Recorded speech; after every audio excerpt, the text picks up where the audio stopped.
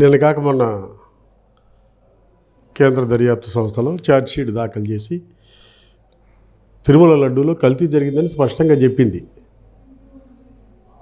అది ఆకోవా ఈకోవా అని పక్కన పెడితే అది స్వామివారి అన్న ప్రసాదాలు, నైవేద్యాలు, లడ్డూ ప్రసాదాల్లో కూడా ఆ నెయ్యి వాడిన విషయం వాస్తవం. దానికి నైతిక బాధ్యత వహించాలి కదా. వైఎస్ఆర్ కాంగ్రెస్ పార్టీ కల్తీ చేయలా, అందులో ఉండే నాయకులు నైతిక బాధ్యత వహించాలి కదా. ఇద్దరు వాళ్ళు ద్వారా వాళ్ళు క్షమాపణ చెప్తారా, ఆ పార్టీ అధ్యక్షుడు క్షమాపణ చెప్తాడా, తెలుగు ప్రజలకి క్షమాపణ చెప్పాలి కదా, బాధ్యత వహించాలి. ఫైనల్ జడ్జిమెంట్ ఎలా వచ్చినా సరే మేము దానికి కట్టుబడి ఉంటాము, మా హాయంలో జరిగిందని ఏదో ఒకటి ప్రజలకు చెప్పాలి కదా. అదేమి లేకుండా బూతులు తిట్టి తగాదాలు పడి పాలనకు అడ్డం పడి ఇదంతా నానా యాగి ఎందుకు చేస్తూ ఉన్నారో మాకైతే అర్థం కావట్లా. వాళ్ళకి ఏమాత్రం చిత్తశుద్ధి ఉన్నా దీని మీద తక్షణమే కల్తీ నెయ్యి మీ హాయంలో జరిగిందా లేదా, మహా మేధావులందరూ చెప్తున్నారు, మాజీ పాలన చేసిన ఈవోలు చెప్తున్నారు, ఐఏఎస్ ఆఫీసులు చెప్తున్నారు, స్వతంత్ర యూట్యూబర్స్ చెప్తున్నారు, చట్టం చెప్తూ ఉంది, ఛార్జ్షీట్ చెప్తూ ఉంది. అయినా కూడా మీలో చలనం లేకుండా ఎదురు దాడి చేస్తూ ఉన్నారు.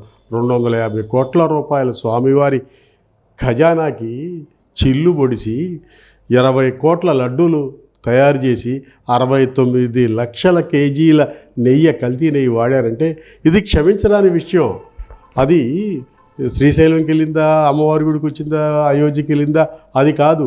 ఇందులో జగన్మోహన్ రెడ్డి గారు నైతిక బాధ్యత వహించి వాళ్ళకి ఆ పార్టీ నుంచి ప్రాథమిక సభ్యత్వాన్ని సస్పెండ్ చేయండి.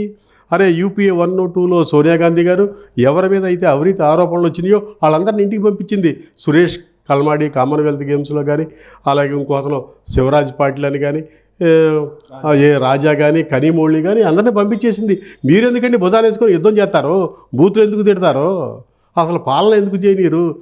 అరే ఏదన్నా నీకు చిత్తశుద్ధి ఉంటే అంబటి రాంబాబు గారికి, జోగి రమేష్కి, ఈ ప్రాంత నాయకులకి, జగన్మోహన్ రెడ్డి గారు మా ప్రాంతంలోనే అమరావతి శాశ్వత రాజధానికి ఉండే దానికోసం మీరు ఒక ప్రకటన చేయండి అని చెప్పాలి కదా.